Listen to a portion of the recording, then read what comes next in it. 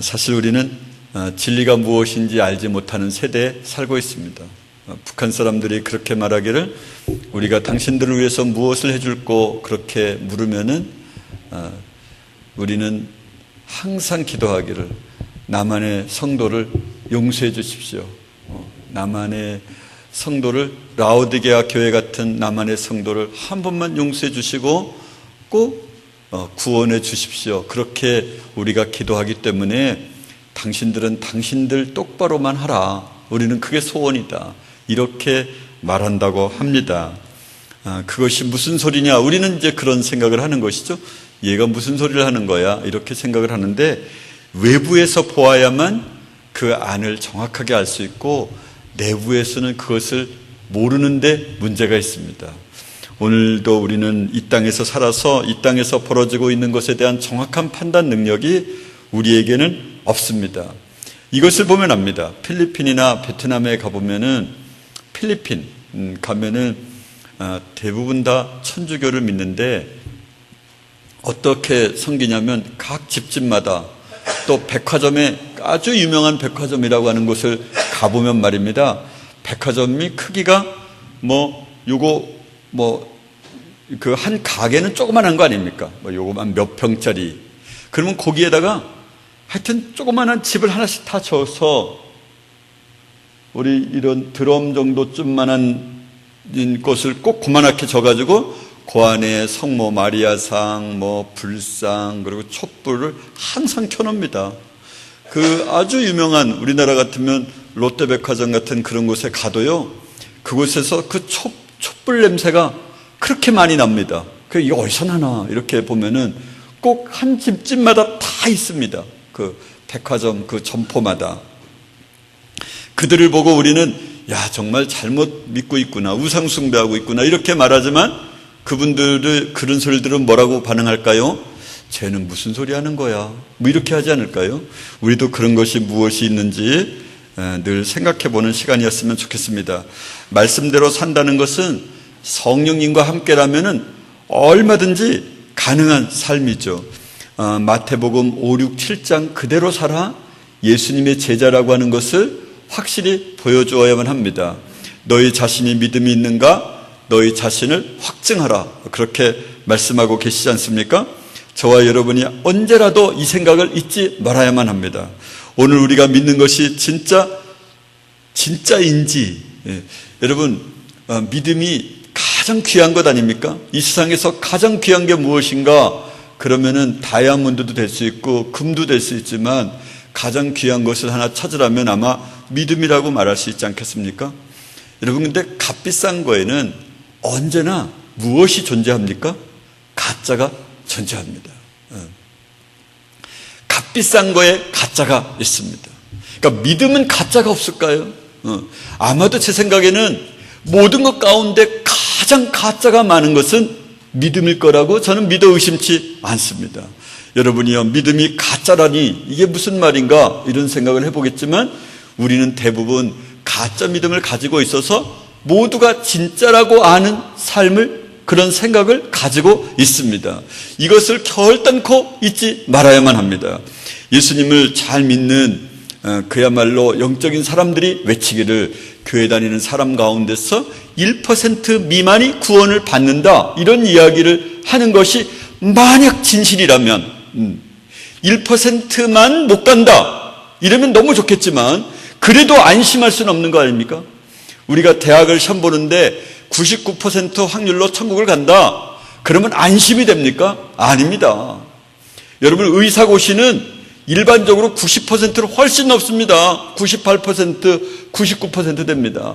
간호사 시험은 거의 100%에 해당합니다. 그런데 공부를 얼마나 하는지 압니까? 정말 감당할 수 없을 만큼 많이 합니다. 왜 그렇습니까? 1% 확률도 그 안에 내가 있을 수 있다라고 하는 것이죠. 그냥 한 절반 정도쯤 되면 안심이 됩니까? 그렇지 않습니다. 여러분이요, 만약 진짜 1%밖에 안 된다면 우리 안에 있는 사람은 반쪽 잘라서 가는 수준이 됩니다. 우리 다 합하면 말입니다. 이게 우리는 예외이겠습니까? 그렇지 않겠죠? 이 생각을 결코 잊어서는 안 됩니다.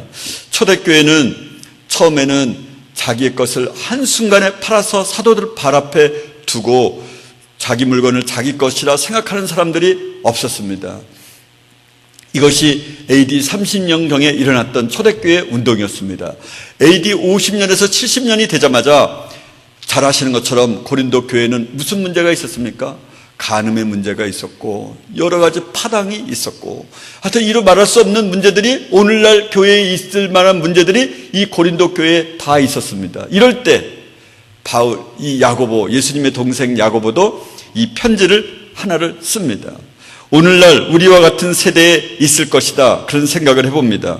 그는 생각하기를 이 야고보서를 통하여 얼마나 가짜가 많은지에 대하여 우리에게 경각심을 불러일으켜 주는 것입니다. 첫 번째 주제로 야고보는 시험을 등장시킵니다. 만약 학생이 시험이 없다면 그러면 학생 해볼 만한 거 아닙니까?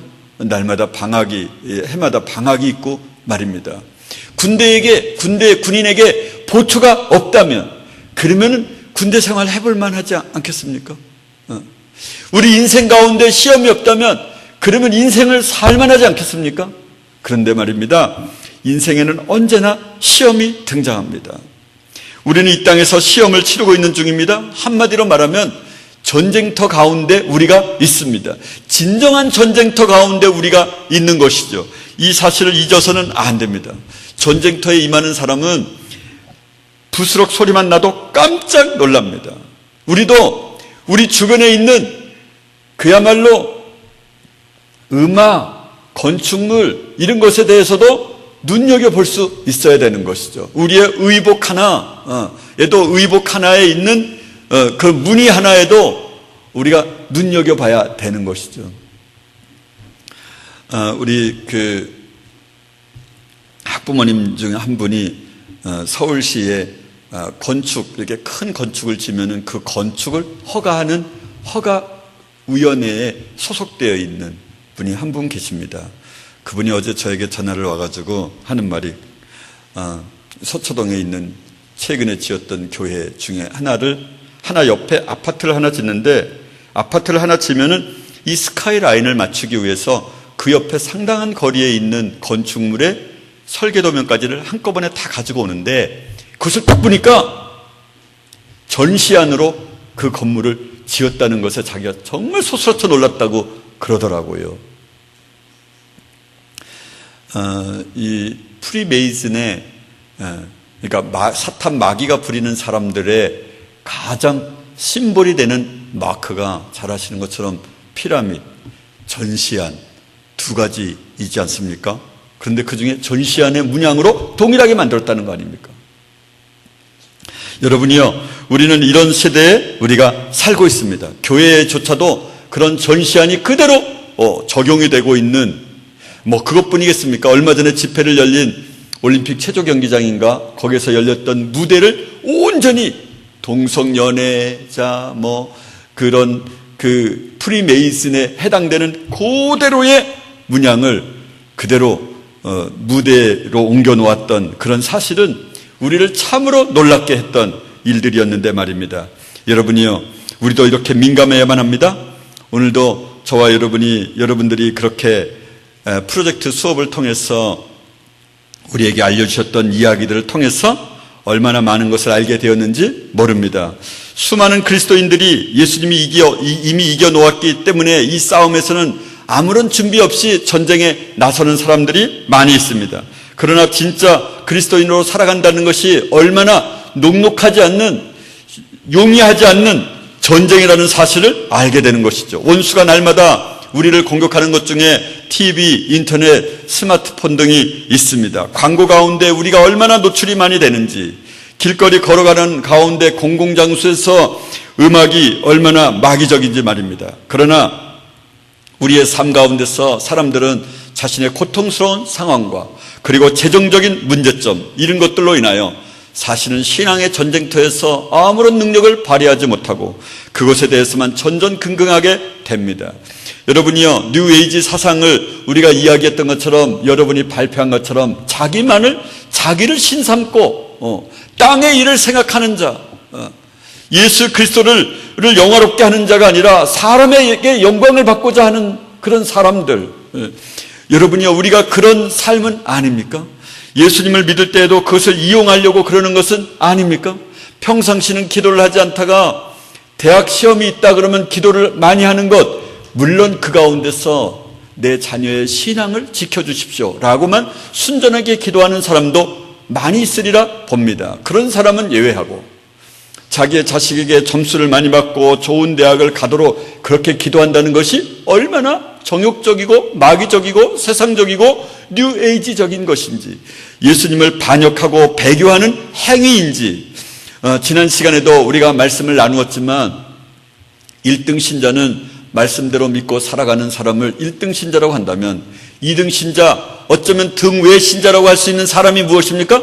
표적을 믿고 따라가는 사람들. 예수님께서 사두개인들에게, 저들은 사두개인 바리새인들에게 하는 말이, 저희들은 표적을 좋아하는 자라. 당신이 하늘로서 온 것에 대한 표적을 우리에게 보여주십시오. 그랬더니 나는 요나의 표적을 밖에는 너에게 보여줄 것이 없노라. 그렇게 했습니다. 표적을 따라가는 사람들에게 화 있을진저 저주가 있을지어다, 그렇게 7번씩이나 말씀하셨던 그 예수님께서 이제는 뭐라 말씀하십니까? 사람들에게, 너희가 나를 따라오는 것은, 나를 찾는 것은 표적 때문이 아니라 먹고 배부른 까닭이라. 이제 표적 따라가는 사람도 이게 등외 신자로 바라보는데, 이제는 뭐라 말씀하십니까? 너희가 나를 찾는 까닭은 먹고 배부른 까닭이라 말씀하시는 이 등외보다도 더 등외품인 신자들, 오늘날 사실은 믿음의 사람이라고 하는 사람들이 그렇게 살고 있지는 않습니까? 등외품이면서도 등외의 또 다른 등외이면서도 등외라고 하는 것을 전혀 감지조차 할 수 없는 그런 사람들이 가득 모인, 전체를 차지하고 있는 그런 가운데서 우리는 살고 있는 것이죠.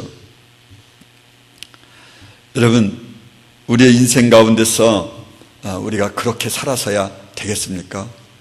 너희는 염려하지 말라, 그렇게 말씀을 많이 하셨어도 언제나 먹고 마시고 입는 것에 대하여 염려를 함으로써 하나님이 하나님됨을 인정하지 않고 너희는 재물과 하나님을 겸하여 섬길 수 없다 말씀하시면서 염려를 이끌어내셨던 예수님께서 산상수훈에서 그렇게 말씀하셨는데, 우리는 언제나 염려는 인간은 당연히 해야 되는 것 아닌가, 이렇게 말함으로써 우리가 하나님을 섬기지 아니하고 재물을 섬긴다라고 하는 것을 우리 스스로 나타내 보이는데도 우리는 그런 것에 대하여 전혀 인식하고 있지 못하는 것이죠. 왜?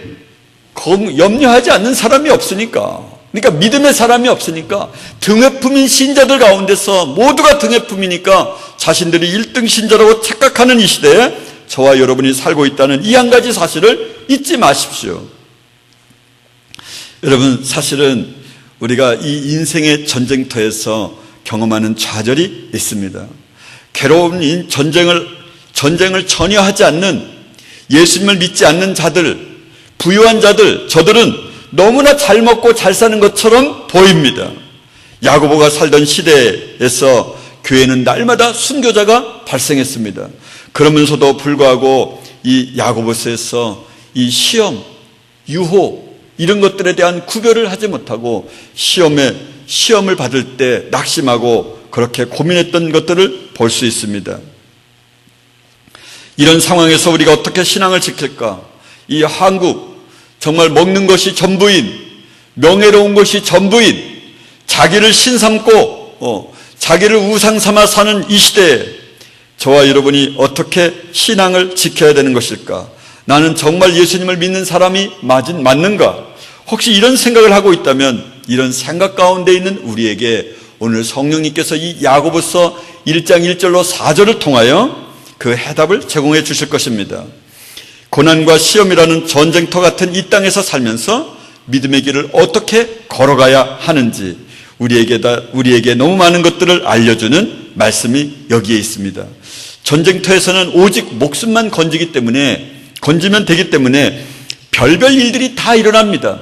여러분, 이 세상이 전쟁터이기 때문에 사람들에게 있어서는 사람이라는 존재가 얼마나 간사한지, 얼마나 상황에 따라서 말을 바꾸는지, 자기에게 불리한 상황이 되면 언제나 포기하고 배신하는지 저와 여러분이 너무도 잘 알고 있습니다. 이만큼 전쟁터입니다.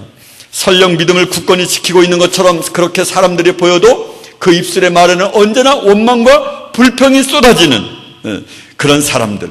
출애굽을 한 이스라엘 백성도 그러했습니다. 고난의 전쟁터를 살아가고 있는 우리에게 진짜 그리스도인으로 살아가는 것이 무엇인지 오늘 야고보서를 통하여 우리의 믿음을 한번 저와 여러분이 점검해 보았으면 좋겠습니다. 고난과 시험이 진짜 그리스도인을 만듭니다. 고난은 모든 그리스도인들이 자랑스럽게 여겨야 할 훈장이며 온전함을 이루는 유일한 길입니다. 야고보서는 이 유일한 길인 고난의 길을 어떻게 이길 수 있는지를 제공해 줍니다. 첫 장의 첫 절은 이렇게 시작합니다. 하나님과 주 예수 그리스도의 종인 야고보가 세계에서 흩어져 사는 12지파에게 문안하노라. 여러분, 하나님이 강제적인 해산을 통하여 그들은 모든 핍박을 받으면서 모든 재산을 남겨두고 그리고 몸뚱아리만 빠져나가서 전 세계로 흩어졌습니다. 하나님의 놀라운 섭리에 의해서 그들은 너희가 모여 있으면 안 돼. 밖으로 나가야 돼. 교회는 뭉쳐 있으면 안 돼. 밖으로 나가는 것이 교회야. 우리에게 교회의 정의를 가르쳐 주는 것이죠. 교회는 이 건물 안에 갇혀져 있는 것이 교회가 아니라 진정한 교회는 밖으로 나갔을 때, 그래서 온 도시의 사람을 교회로 끌고 모으는 것이 아니라 온 도시를 교회로 만드는 사람, 그러기를 하나님께서 원하시기 때문에 많은 핍박을 일어나게 하고 예수 믿는 사람들을 잡아 죽이게 함으로써, 그런 핍박을 허락하심으로써 사람들이 끝없이 다른 나라로 흩어졌습니다. 그런 흩어져 있는 12지파에게 문안하노라 그랬습니다. 그래서 힘들고 고통스럽고 눈물이 나고 저와 여러분은 그랬어요. 예수님으로 살아가는 군대입니다. 군대는요, 눈물이 나고 피가 나고 배고프고 고통스러운 것이죠. 군대의 훈련이 힘들고 눈물이 납니다. 그리스도인이라는 그런 단순한 이유로 인하여 차별을 받고 핍박을 감당해야만 했습니다. 이런 것들을 말하여 우리는 고난이라고 말합니다. 시험인 것이죠. 마음에서 시작된 불평과 불만은 신속하게 우리의 입술을 통하여 입술 밖으로 그렇게 드러나게 됩니다. 우리의 말을 그렇게 하게 되는 것이죠. 야고보서에 나타난 사람들도 자신들이 고난을 받을 때 자신의 입술로 인하여 불평과 원망을 쏟아냈습니다. 하나님께 불평했던 이스라엘 백성들처럼 말입니다. 야고보는 초대교회의 역사 가운데 참으로 기둥 같은 사람이었습니다. 갈라디아서 2장 9절에 보면 바울은 기둥같이 여기는 야고보와 게바와 요한도 바나바와 나에게 인사를 교제의 악수를 하였으니, 이렇게 말함으로써 바울은 말하기를 야고보, 베드로, 요한이 기둥 같은 자다, 이렇게 이야기를 하고 있는데, 이 야고보가 뭐라고 자신을 소개합니까? 그리스도의 종인 야고보라는 표현 한마디로 딱 정리를 합니다. 여러분이요, 오늘 같은 세대에서는 목사가 박사여야 되고 좋은 대학을 나와야 되고 언어도 해박하게 해야 되고 말이 능수능란해야 되고 그런 것들을 찾지 않겠습니까? 사람들은 자기의 이력서를 말할 때 이력서가 상당히 깊게 쓰여지기를 원하고 있지만, 그는 그만한 말을 충분히 할 수도 있었는데 그는 단순한 말 한마디로 자신의 이력을 정리합니다. 주 예수 그리스도의 종, 자신의 형이기도 했던 예수님에 대하여 이제 그렇게 자신이 진정의 구세주로 받아들이고 있는 것이죠. 여러분이요, 저와 여러분도 모든 이력서에서 단 한 줄로 작성할 수 있어야만 합니다. 그것이 무엇입니까? 주 예수 그리스도의 자녀, 주 예수 그리스도의 종 누구, 이렇게 말입니다. 시험은 우리 인간을, 우리 성도를 빛나게 하는 놀라운 것이 있습니다. 노예로 끌려갔고 유혹이 있었기 때문에 하나님의 사람 요셉은 그가 얼마나 지금 세대까지 빛을 발휘합니다. 포로 생활 가운데 있어 기도를 목숨을 걸고 했던 다니엘 때문에 그는 그 시험을 통하여 그 시대의 사람들에게 얼마나 하나님의 거룩함을, 하나님의 전지전능하심을 선포하는 증인이 되었습니다. 시험은 우리를 진짜 그리스도인인지 시험하는, 검증하는 그런 바로미터가 됩니다. 우리는 소금과 빛입니다. 어디서 말입니까? 우리는 어디에서 세상의 빛과 소금이죠? 죄송합니다. 너는 이 세상에서 세상의 빛과 소금이다. 천국에는 빛과 소금이 필요 없어요.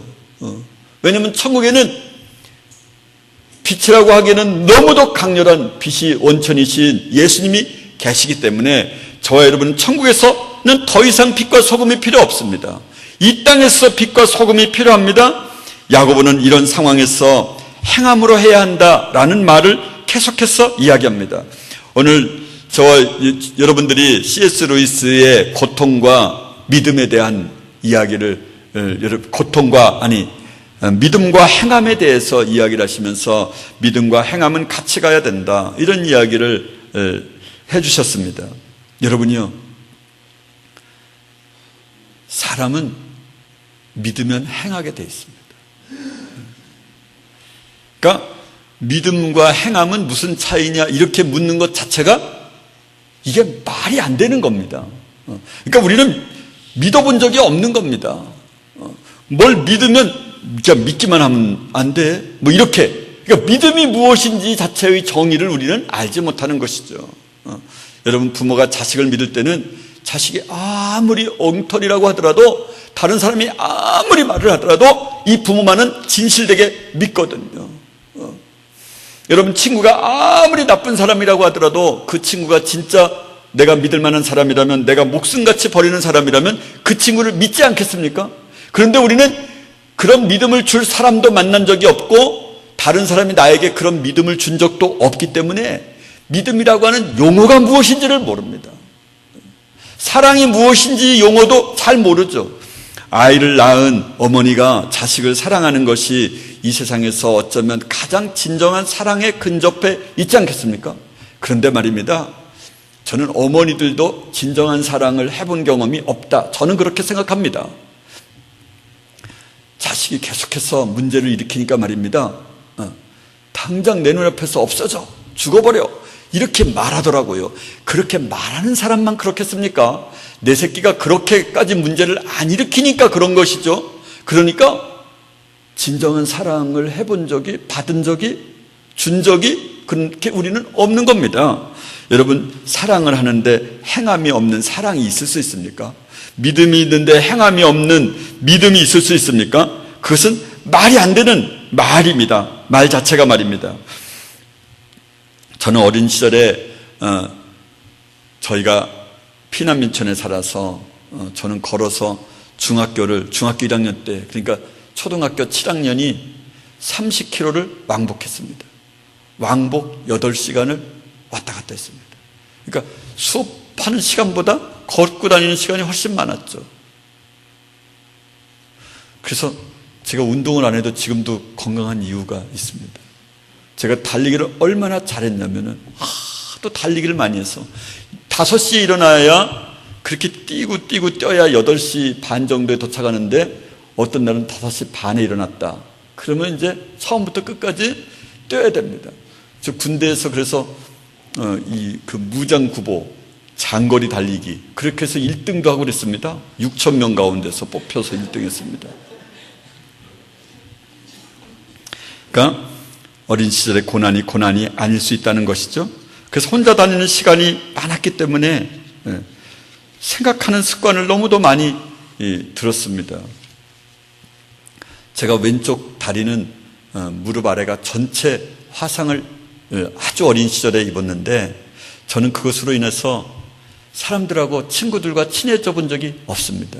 여러분, 친구랑 친해지려면 일단 내과에 가면은 옷을 벗어야 되고, 목욕탕에 가면은 저는 공중 목욕탕을 거의 간 적도 없고요.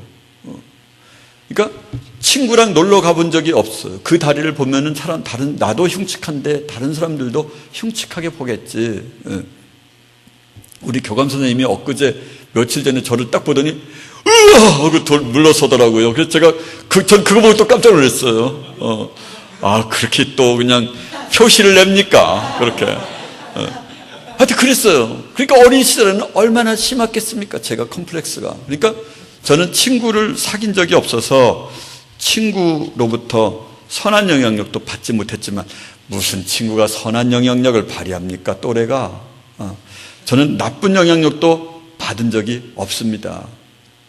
저는 그래서 노는 것이 저에게 힘든 적이, 저는 노는 게 힘들지 놀지 않는 게 너무도 당연합니다. 그래서 노는 것 때문에 교회 다니는데 지장이 있었던 적이 한 번도 없었습니다. 주일날 안 놀고 이렇게 교회 나오는 것이 제 체질에 딱 맞는 거죠. 저는 1년 넘게 이 가려운 데를 긁었는데 그게 상처가 살짝 났는데 표피가 살짝 벗겨졌는데 그게 상처가 나가지고 오늘 아침에서야 드디어 났습니다. 1년 넘게 그 상처가 갔습니다. 수술도 하고. 그렇게 늦게 날 수가, 어떻게 그렇게 늦게 날 수가 있을까? 제 소원이 뭐냐면 내가 옷을 벗고 샤워를 할 수만 있으면 얼마나 좋을까. 그래서 요 며칠 전까지 이렇게 일을 하다가도 이 아픈 데가 쓸려가지고 너무 아파가지고 이를 악물고 참다가 아유 안 되겠다 가야지. 제가 그러니까 그만한 거지. 만약에 건강했었더라면은 뭐 아주 힘들었을 겁니다. 주위 사람들도요. 이제 제가 오늘 아침에 제 딸을 불러놓고 그랬습니다. 야, 아빠 이제 진짜 샤워 마음대로 할 수 있어서 너무 행복하다. 아직은 안 해봤습니다. 네. 목욕탕에서 온몸을 담그고 목욕을 할 수 있으면 얼마나 좋을까. 그것으로 인해서 늘 조심하였고 일을 하다가도 중간에 그만두고 알고 보면 저는 다리에 깊은 화상이 너무나도 저를 믿음의 자리로 걸어가게 한 것이죠. 여러분은 조그마한 이 얼굴에 여드름 하나 가지고도 그렇게 자존심이 상해가지고 그냥 여드름 그러면 말도 못 꺼내게 하는 사람들이 있지 않습니까? 그런데 저는 얼마나 그렇게 심했겠습니까? 여러분, 고통은 예수님을 닮아가기 위한 과정이고 예수님께로 가까이 가는 가장 빠른 지름길임을 잊지 마셔야만 합니다. 야고보는 이런 시험 가운데 있는 사람들에게 이렇게 권면했습니다. 내 형제들아, 너희가 여러 가지 시험을 만나거든 온전히 기쁘게 여기라. 할렐루야. 이런 시험과 고통을 참는 자는 복이 있다. 이렇게 말씀하시면서 12절에는 이렇게 말씀을 하고 있습니다. 시험을 참는 자는 복이 있다. 이것에 옳다 인정하심을 받은 후에 주께서 자기를 사랑하는 자들에게 약속하신 생명의 면류관을 얻을 것임이니라. 할렐루야. 시험을 참는 사람, 이런 사람이 무엇을 얻는다는 겁니까? 생명의 면류관을 얻는다는 것입니다. 그래서 우리가 여러 가지 시험을 만나거든 온전히 기쁘게 여겨야만 합니다. 부분적으로가 아닙니다. 고난을 받지 않고 생명의 면류관을 받을 수 있는 사람은 예외는 없습니다. 고난을 받지 않고 생명의 면류관을 받을 수 있다면 얼마나 좋겠습니까? 그런데 죄송하게도 예외가 없습니다. 고난이라는 단어는 하나님의 놀라운 사랑의 언어라는 사실을 잊지 마시기 바랍니다. 고난당할 때 우리는 자연스럽게 기도할 수밖에 없습니다. 야고보는 5장 13절에 이렇게 외칩니다. 너희 중에 고난당하 있는 자가 있느냐? 저는 기도할 것이요. 그렇습니다. 하나님은 언제나 선하시기 때문에 하나님이 나에게 하시는 것은 언제나 선합니다. 할렐루야. 나에게 선한 일을 하시기 때문에 하나님이 선한 것이 아니라 하나님은 언제나 선하시기 때문에 내게 하는 모든 일들이 선하다. 할렐루야. 그렇게 언제나 고백할 수 있어야만 합니다. 사람들은 언제나 성공의 이야기에 관심이 많습니다. 고난을 두려워하거나 멀리하려고 합니다. 고난이 없다는 것은 여러분이요, 삶의 일부가 없는 것이 아니라 고난이 없는 사람은 삶의 전부가 없는 사람입니다. 이 사람은 생명의 면류관을 받을 수 없습니다. 이 사람의 대가가 무엇입니까? 이 사람의 대가는 영원한 불지옥입니다. 고난은 죄를 끊게 하며 인내를 배우게 합니다. 인내 가운데서 우리는 무엇을 배웁니까? 겸손과 순종의 사람으로 만들어져 갑니다. 따라서 고난은 하나님의 놀라운 선물이라고 하는 이 한 가지 사실을 결코 잊어서는 안 됩니다. 바울과 베드로도 동일한 말씀으로 우리에게 알려줍니다. 바울은 로마서 5장 3절에서 4절 5절 사이에 우리는 환난을 자랑합니다. 환난은 인내를, 인내는 연단은 소망을 이루는 줄 우리가 알기 때문입니다. 소망이 우리를 부끄럽게 아니하면 성령으로 말미암아 하나님의 마음이 우리 마음에 부은 바 되기 때문입니다. 성령으로 말미암아 하나님의 마음이 우리 마음에 부어지려면 어떻게 해야 됩니까? 고난을 받아야 됩니다. 환난 가운데 있어야만 합니다. 베드로는 이렇게 외칩니다. 사랑하는 자들아, 너희를 실현하려고 오는 불시험을 이상한 일 당한 것 같이 이상히 여기지 말고 오직 너희가 그리스도의 고난에 참여하는 것으로 즐거워하라. 할렐루야. 이는 그의 영광을 나타나실 때 너희로 즐거워하고 기뻐하게 하려 함이라. 너희가 그리스도의 이름으로 욕을 받으면 복 있는 자로다. 이렇게 말씀하시는 거죠. 그리스도인으로 고난을 받은 적 부끄러워 말고 도리어 그 이름으로 하나님께 영광을 돌리라. 고난의 진정한 가치는 예수님을 닮아가는 것입니다. 예수님은 자신을 따르는 자들에게 자기를 부인하고 자기 십자가를 지고 나를 쫓지 자는 하나님 나라에 적당하지 않다, 합당하지 않다라고 말씀하심으로써 이것은 너무도 유명한 말씀이어서 마태, 마가, 누가복음에 공이 있는 말씀입니다. 정말 예수님을 제대로 믿으려면 목숨도 내놓아야만 합니다. 예수님께서 우리를 위하여 목숨을 버리셨은즉 우리도 당연히 마땅히 목숨을 드려야만 합니다. 고난은 그리스도인의 삶에서 선택이 아니라 필수 요소입니다. 그리스도인으로서 고난이 삶에 없다면 그는 가짜일 수밖에 없습니다. 생명의 면류관을 얻을 수가 없습니다. 고난이 없다는 것은 말씀대로 살지 않았거나 세상과 타협하거나 아니면 베드로처럼 멀리서 주를 쫓고 있다고 하는 명백한 증거가 됩니다.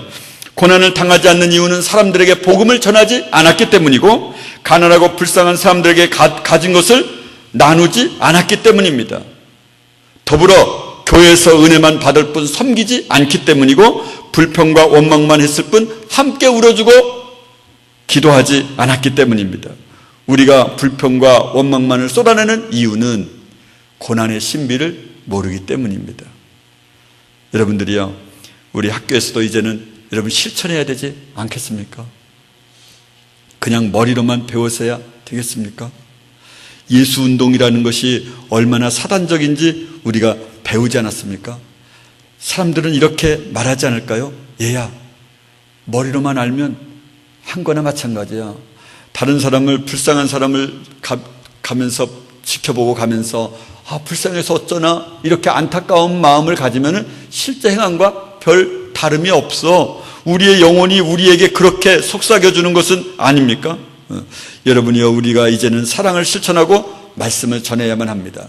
고난당하는 것을 두려워하지 마십시오. 고난당할 때 어떻게 됩니까? 온전히 기쁘게 여길 수 있어야만 합니다. 고난은 우리의 고집을, 우리의 위선을 사정없이 공격합니다. 여러분, 사람은 옛 자아가 그렇게 쉽게 물러가는 존재가 아닙니다. 내가 고난당할 때 옛 자아가 떠나고 성령께서 우리의 마음에 부어지게 됩니다.